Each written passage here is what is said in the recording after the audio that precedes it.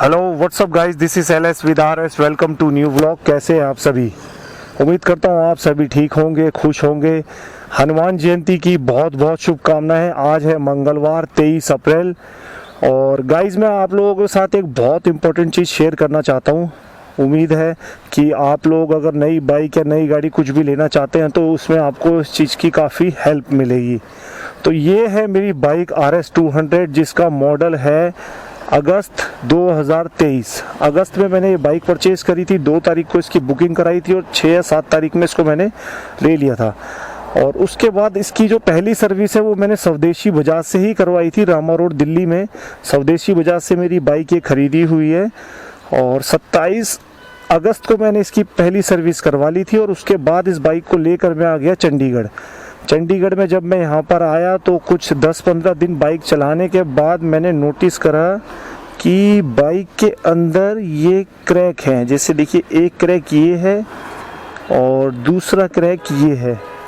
और स्टार्टिंग में तो पहले 2 ही क्रैक थे और उसके बाद जैसे बाइक चली, मैंने स्वदेशी बजाज में भी कांटेक्ट किया तो उन्होंने मुझे यही बताया कि आप बाइक ले आइए यहाँ पर और दिखा दीजिए, फिर जो भी प्रोसीजर होगा हम उसे करेंगे। लेकिन जब तक मैं चंडीगढ़ आ चुका था, शिफ्ट हो चुका था। और फिर मैंने चंडीगढ़ के एक मोहाली में ऑथराइज सर्विस सेंटर है, वहाँ से इसको चेक कराया तो वहाँ पर एक सरदार जी थे इंश्योरेंस वाले। उन्होंने कहा कि जी आप इसको नज़र पट्टू समझ लीजिए और कोई ख़ास फ़र्क नहीं पड़ता है, और अगर कहते हो तो मैं इसमें इस जगह पे कहीं पर भी 1-2 कुछ मार के इसको इंश्योरेंस में क्लेम दिलवाऊंगा। जो कि मेरे को बात उनकी बिल्कुल ठीक नहीं लगी। और उस टाइम ये जो क्रैक है बहुत छोटा था तो इतना मेरे को फ़र्क नहीं पड़ा। मैंने चलो सरदार जी की बात मान लेते हैं, नज़र बट्टू समझ के यूज़ कर लेते हैं। सेकंड फ्री सर्विस की लास्ट ड्यू डेट थी, वो थी 29 मार्च की। तो 29 मार्च को इसको मैंने सर्विस कराया और इस बाइक को मैंने सर्विस कराने के बाद अपना कवर चढ़ा के रख दिया। जब तक इसमें ये 3 हो चुके थे, 3 क्रैक आ चुके थे, एक इधर, दूसरा ये, तीसरा ये, 3 क्रैक आ चुके थे। सर्विस मैंने करवाई और अपनी बाइक रख दी 29 मार्च को। उसके बाद हमारी बैसाखी की एक वो आई राइड। तो अप्रैल में 13 तारीख को जो बैसाखी की राइड आई, जब ये मैंने बाइक का कवर हटाया तो मैंने देखा जो ये नज़र बट्टू था, जो सरदार जी कह रहे थे, वो नज़र बट्टू इतना फैल चुका था ये क्रैक। तो मैंने बजाज के सर्विस सेंटर में कांटेक्ट किया, ईमेल किया, तो वहाँ से रिस्पांस आया, सेम डे ही आ गया था। और फिर एनडीएम बजाज से भी मेरे पास कॉल आ गया था मेल डालने के बाद। तो उनको मैंने बाइक दिखाई और मैंने ये बताया उनको कि मेरी बाइक बिल्कुल न्यू है, कहीं से अभी तक टच भी नहीं हुई है, तो इसमें ये इतनी बड़ी लापरवाही, ये मैन्युफैक्चरिंग डिफेक्ट है। अब भगवान जाने ये जब मैंने बाइक ली थी ये थोड़ा थोड़ा क्रैक तभी था या बाद में हुआ, कैसे हुआ ये नहीं पता लगा। तो उन्होंने इंस्पेक्शन करी और मेरे से पूछा कि बाइक का कोई एक्सीडेंट तो नहीं हुआ, कहीं गिरी तो नहीं, कुछ नहीं। मैंने कहा अभी तक टच वुड बजरंगबली की कृपा से छुई भी नहीं है कहीं पर, लेकिन ये क्रैक है बहुत बड़े बड़े। तो उन्होंने मुझे बोला 10 से 15 दिन आपके लगेंगे और ये वारंटी में ही कवर हो जाएगा, इंश्योरेंस में नहीं आएगा, वारंटी के अंदर आएगा। तो उनकी बात मान के, लेकिन टाइम बहुत ज़्यादा होता है गाइज। एक इसको चेंज कराने के लिए या कोई भी एक ऐसा पार्ट हो चेंज कराने के लिए कंपनी को थोड़ी सी इम्प्रूवमेंट की ज़रूरत है कि पार्ट्स को अवेलेबल रखे हर टाइम। जब इनकी बाइक इतनी बिकती है, अब किसी के पास अगर एक ही कन्वेंस है और उसने अपना ऑफिस जाना है, बिजनेस आना जाना है, कॉलेज आना है, कहीं भी आना है, तो वो 10-15 दिन कैसे करेगा सर्वाइव? ये कोई एक बहुत बड़ा इशू नहीं है कि ये पूरी प्लेट चेंज होगी। तो इसको कंपनी को मेरे ख्याल से ये पार्ट्स रखने चाहिए। और चलिए चलते हैं एनडीएम बजाज और दिखाते हैं उनको और क्या वो लेकर आए हैं। ये तो है ओरिजिनल, पूरा कंपनी की तरफ से फिटेड आया है और भगवान जाने अब वो क्या लगाते हैं, ओरिजिनल लगाते हैं, हल्का लगाते हैं, सेम लगाते हैं, क्या है ये तो वहाँ जाके ही पता लगेगा। और एनडीएम बजाज चलते हैं। बड़ा दुख हुआ, ये जो बाइक लवर है, राइडर है, जो प्रोफेशनल, उसको वो ये चीज़ समझ सकता है कि ये क्रैक बाइक पे तो हुआ है लेकिन उसके दिल पे भी क्रैक हो गया है इसका। मतलब मैं तो ये फील करता हूँ।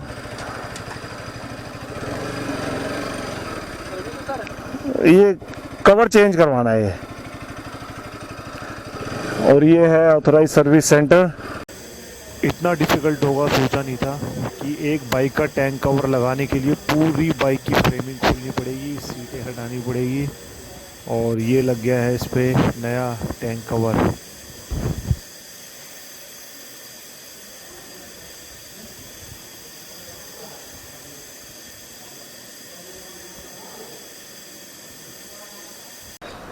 एक चीज़ और सही हुई थोड़ी कि वॉशिंग करके दे दी, वॉशिंग पॉलिशिंग करके दे के चमका दी है।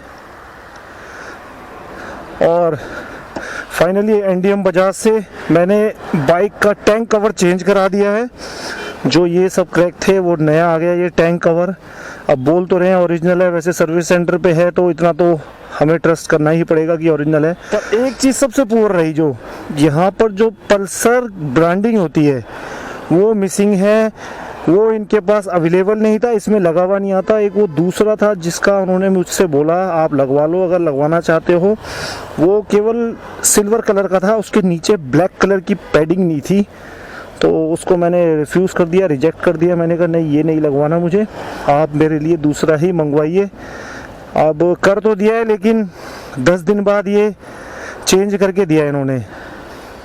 आज जो तारीख हो गई है 23 अप्रैल, 15 तारीख को मैंने इसकी कंप्लेंट करवाई थी और आज हो गई 23 अप्रैल, तो ऑलमोस्ट 10 दिन में ये चेंज करके दिया है। और वो भी काम आधा अधूरा दिया है। यहाँ पर बजाज पल्सर ब्रांडिंग होती है वो अभी तक इन्होंने नहीं दी है। तो अब देखो उसके लिए भी सेम टाइम कह रहे हैं 10 से 15 दिन लगते हैं आने में, और फिर एक चक्कर और लगता है आने में यहाँ पर। तो ये एक तरह से सर्विस, पुअर सर्विस का पार्ट है जिसमें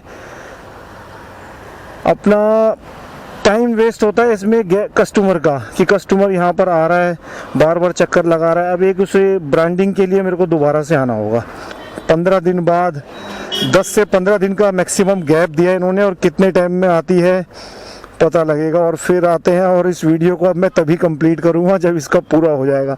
लेकिन ये इस मामले में पुअर सर्विस है। एक अगर टैंक का आप वो लोग लेके नहीं रख सकते हो तो फिर क्या इतनी बड़ी कंपनी बजाज इंडिया और ऑल ओवर वर्ल्ड में जिसकी बाइक जाती है उनका ये हाल है, अपने खुद की देश में ये हाल है। बताओ कि वो लोग प्रॉपर सर्विस प्रोवाइड नहीं करवा पा रहे हैं। 23 अप्रैल को मैंने ये टैंक कवर लगवाया था और आज है 10 मई, और फाइनली इसका स्टिकर आ चुका है पल्सर का। इतने दिनों बाद, कम पूरे 2 हफ्ते बाद इसका लोगो आ चुका है पल्सर का। तो मैं आ गया हूँ एनडीएम बजाज चंडीगढ़, और चलते हैं वहाँ पर इसको लोगो लगवाते हैं।